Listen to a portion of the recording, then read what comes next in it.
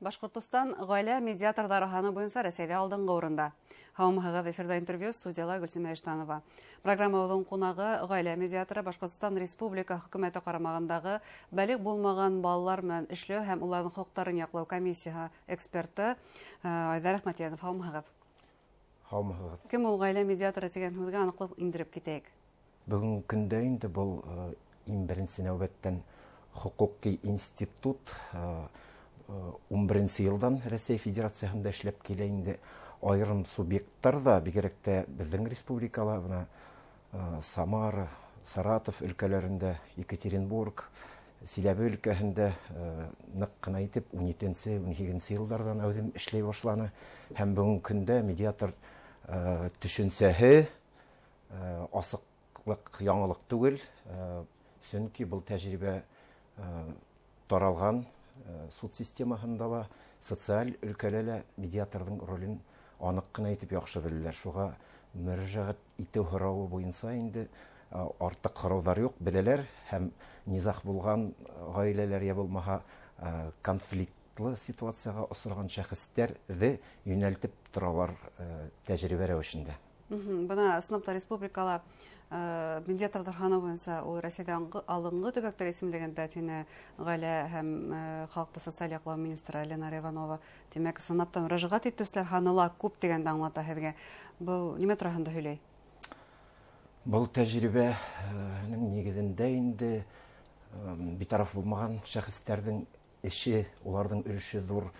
Чөнки ысынлап та дөрес әйтәгез, Ленария Хакимовна ул үзенең инициативаһы менән Эльвира Ринатовна Айткулова улар был институтка айрым караш менән инде Беляев Максим Анатольевич медиатор халыкара кимәлдә Мәскәүдән уны ялеп итеп без бергәләшеп матур Башкортстан Республикаһының үзенчәлекле менталитетын, күп милләтлек статусын исәпкә алып матур программа оештырдык һәм Акмола университеты нигезендә инде гаилә менә муниципаль районнарда гаилә үзәкләре бар бит инде хайлап алып араларыннан шәхестәрне менә специалистларны һәләтлерәкләрен Кем медиатор булып эшләй ала дигән. Кем медиатор сифатын башкара ала, ана шуларны исәпкә алып медиатор сифатына, статусына укытып сыгардык, Аллага шөкер, һәм районнарда улар тәҗрибәләп менә низах булган гаиләләргә дуслык күпере килешү төзергә ярдәм итеп торалар. Аллага шөкер, бүген көнгәсә инде Бына һез әйттегез, сынапта республиканың халкының менталитетын исәпкә алып дигән. Бездә нинди гадәт яшәй? Өеңдәге кызыгына өеңдән сыгарма диләр, субсарда сыгарма диләр. Һәм бына ни өчен ниндидер низах, ниндидер конфликт килеп туга, үзләренең туганнарыннан киңәш сорарга түгел, кемдәндер ситтән ялеп итәргә тиештер ул. Бик дөрес фикер йөртәһегез, Гөлсемә.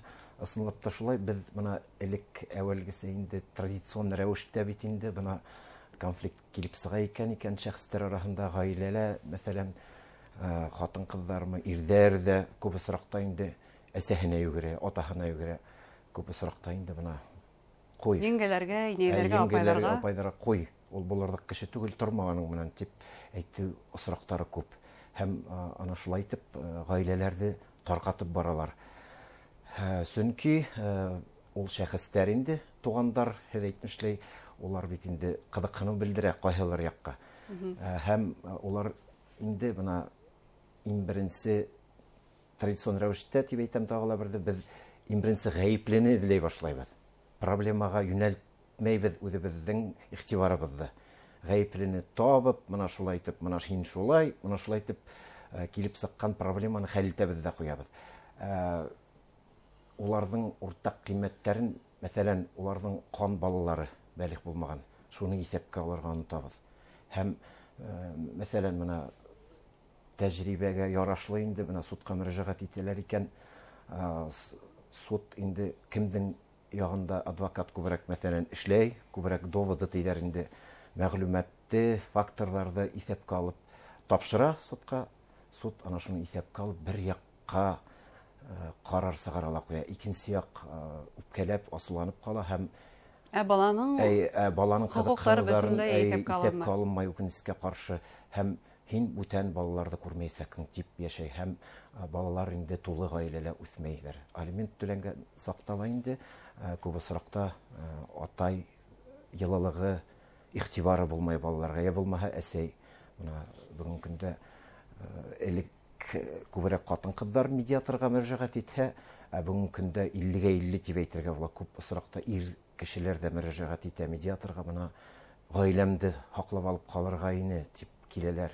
Хаклап алып калып буламы? Медиаторга мөрәҗәгать иткәндә. Әлбиттә була, чөнки медиацияның технологияһы, уның инструментарий дип әйтәйек инде, үзенчәлекле техникалары ныклы килешү төзергә булышлык итә, чөнки был техникалар ишетә белергә, ишеттерә белергә өйрәтә.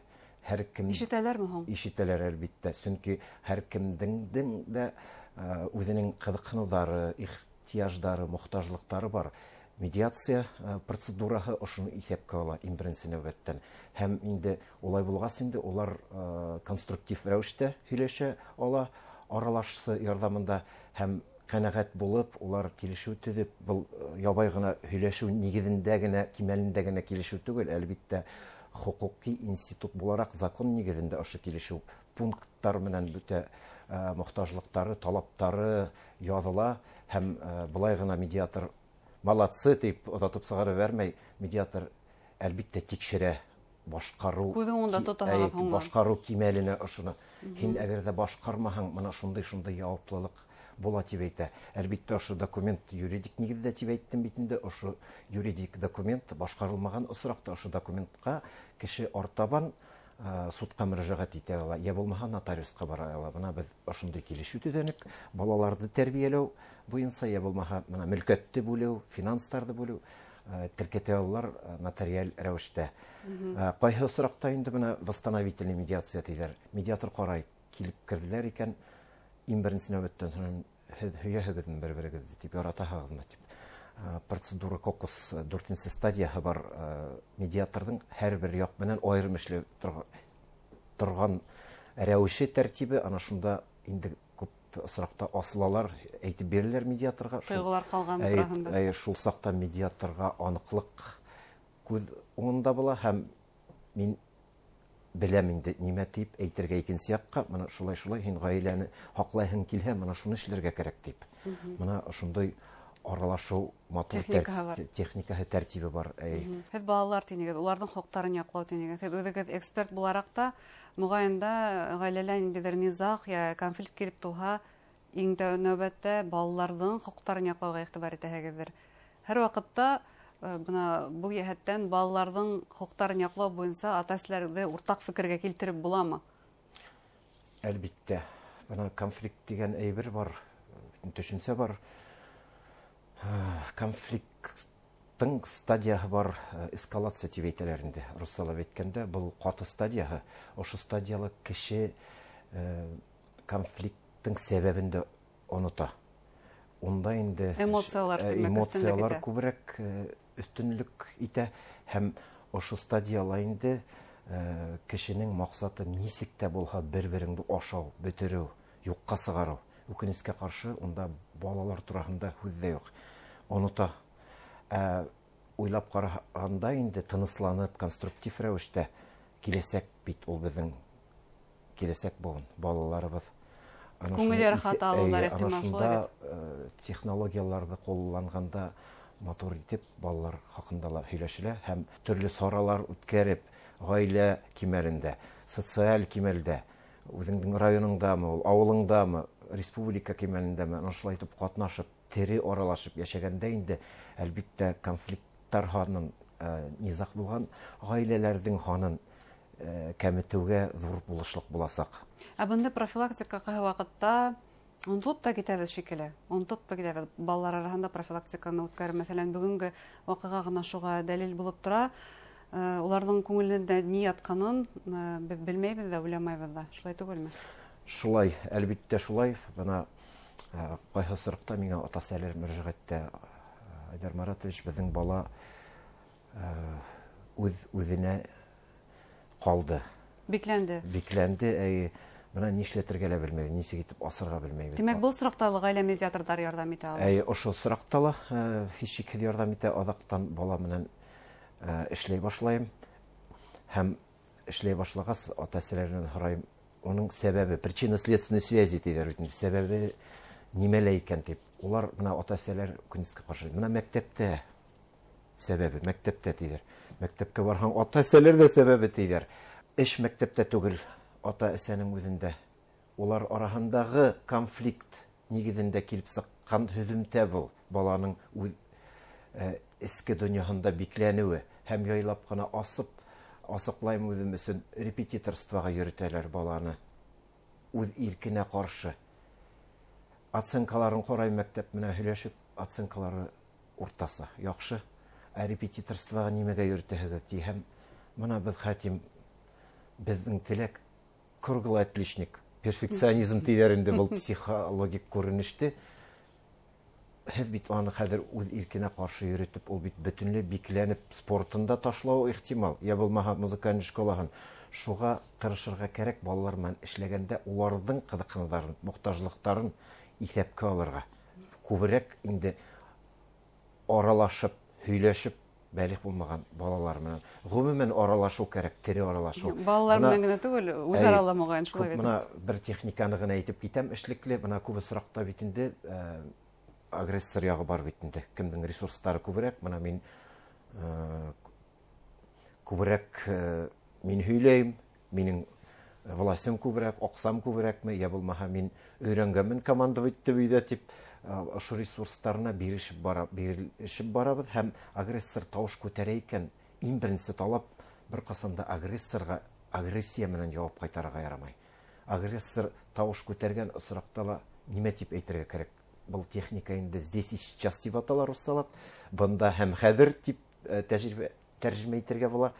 Агрессор тауыш күтәрһә, былай тип әйтергә кәрәк. Әлеге ваҡытта һин миңә тауыш күтәрәһең, мин һине былай да яҡшы ишетәм тип. Я булмаһа, матур ысын йылмайыу менән мин һине матур ишеттем тип әйтергә кәрәк. Һәм агрессор инде ниндәйҙер ресурсы барлыҡҡа килгәс тауыш күтәргән бит инде, ҡысҡырған. Аңлай, нишләп мин эстән генә ҡысҡырҙым икән. Әгәр ҙә уның киләсәктә ниндәйҙер ара мөнәсәбәттәрен һаҡлап алып ҡалыу ихтыяждары булһа, тауышын кәметә һәм конструктив рәүештә аралашыуҙы дауам итергә була. Әгәр ҙә агрессорға ҡысҡыраһың икән, агрессия менән ике ҡаршы тәьҫир иткән эмоция әлбиттә һуғышҡа алып килтерәсәк. Хөрмәтле тамашасылар, ғаилә медиаторы Айҙар Әхмәтйәнов һөйләштек. Иғтибарығыҙға ҙур рәхмәт.